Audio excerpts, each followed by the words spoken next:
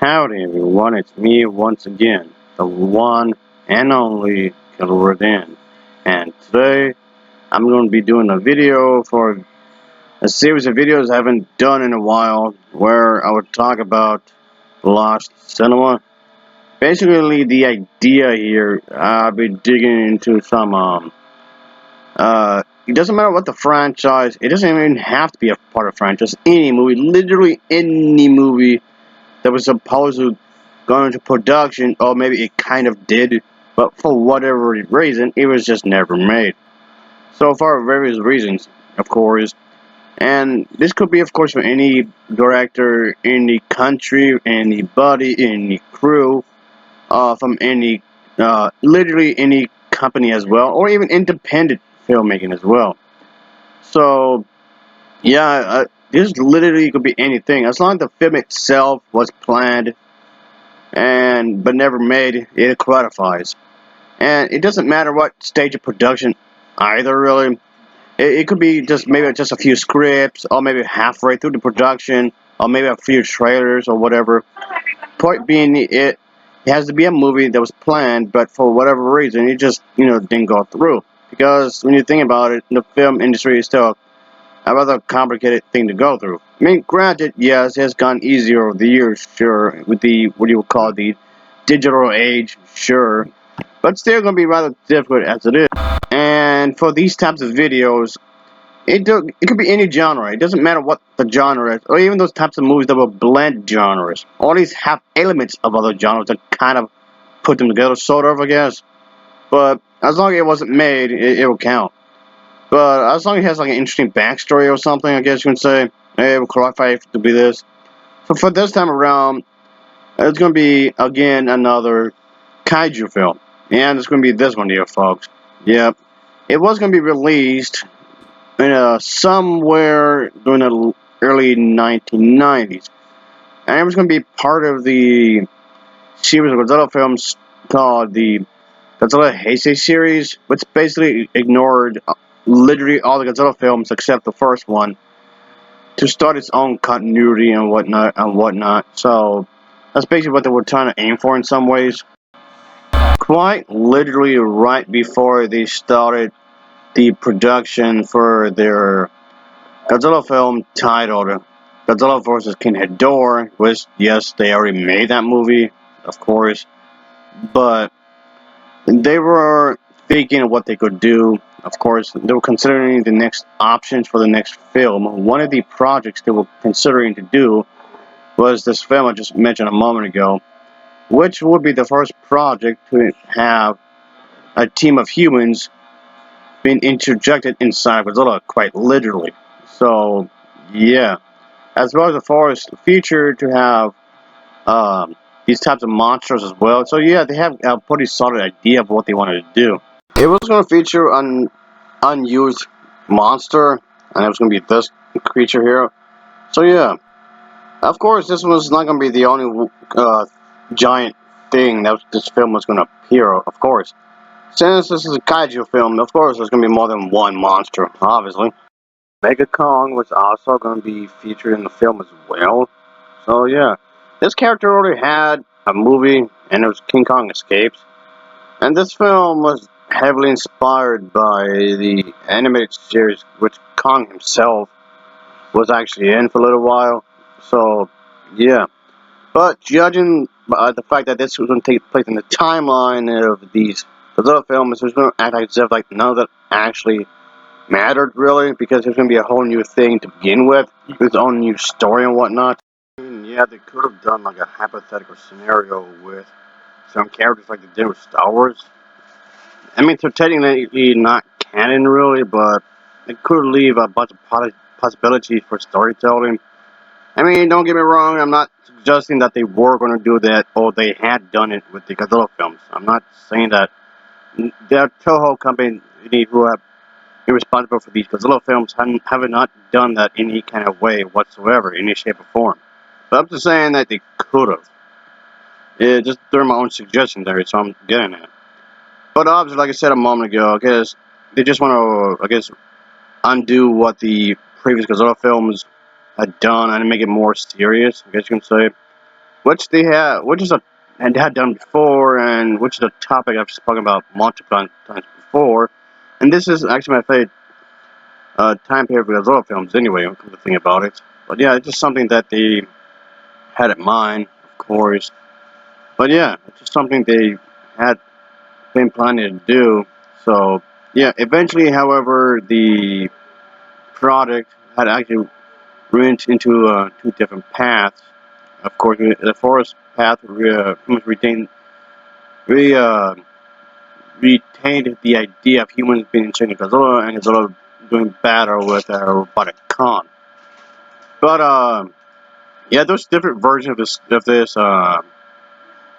that have been done. Of course, this project was split into two different versions of the same project. Of course, one version included him fighting off the robotic Kong, and then another version fighting off the other creature I just mentioned earlier. But ultimately, Toho didn't really go with this one, of course. Yeah, the entire project was eventually dropped. But anyway, moreover is that before I go back to that, the basic plot of the idea is that Godzilla himself would have gone ashore to the United States. So yeah, if you've been one of the Godzilla films, I was going to feature Godzilla in the United States. For how long, I don't know. For how much of the portion of the film, I'm not quite sure. The point being, he's going to be there for a good minute or two, I guess you can say. But with the nations, our military and the army and all whatnot, pretty much building up a robotic gorilla, aka Mega Kong, to battle Godzilla. And of course, Godzilla himself will battle the robotic Kong, of course, in this storyline, and have the have the team of humans being injected into Godzilla's body and trying to shut down his nuclear reactor. However, the radiation leaking from Mechagodzilla would have mutated creature, and that's what the other creature shown earlier would have came from.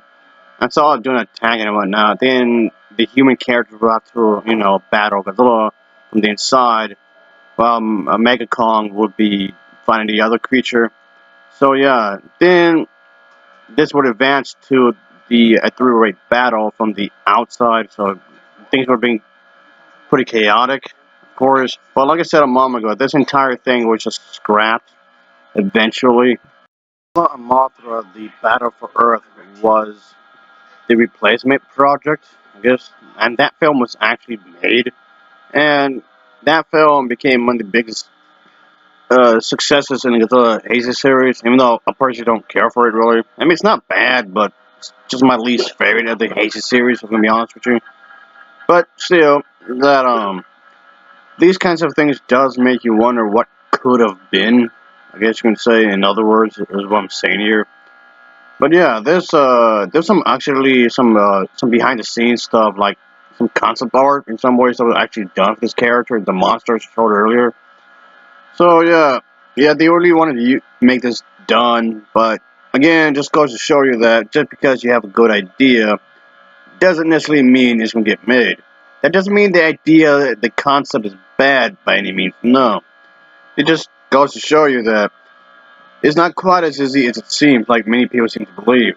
There's a whole process, of course, the getting the funding, getting the it's like a whole team, so to speak. You get, of course, get the whole crew in terms of the script writer, the script supervisor, the people to make the sets, and then the people to make the costumes, and then of course the people who's gonna be the suit actors. That's what they actually call them, the suit actors and whatnot. And get the people who would do the special effects, and then of course make sure that everything would be in order. Then, oh yeah, the costume designers, the makeup artists, the people who check who would make the sets and make sure they're up and running. And it's a whole complication, of course. It's a whole thing you have to go through just to make one movie. It's up to the point where you'd be amazed that any movie gets made. It's that difficult, of course. Like any movie get made. So I mean, of course, there's a lot of stuff I'm glancing over, of course, like the whole idea of lighting, the whole thing with a bit of editing and whatnot, and then would this be played locally or internationally, or this be played worldwide. And then you have to think about the rights, of course, when it comes to that. The actors and actresses are being paid fairly, of course. So, then the people who do the sound editing, of course, and then the editing for the footage itself. Oh yeah, and then the music composition. There's a like a whole bit, of course, when it comes to this kind of a thing. It can be an entire process unto itself when you think about it. So this can be a really tricky thing, of course. But I guess this can be considered as a B movie because the budget is very low. At least at the very least, compared to a film like Star Wars, Star Trek, the Matrix movies, the Indiana Jones movies, stuff like this had a much bigger budget than these movies did. And I bet even the Fast and Furious movies had a bigger budget. Even the Harry Potter as well had bigger budgets. And then the Godzilla films. And yeah, this can be considered as B movies, of course. Which, yes, I get that these types of movies are often the laughing stock when it comes to filmmaking in general. Which, in my eyes, is unfair because these movies. I mean, yes, those bad B movies, but there's a lot of good B movies too, and great B movies.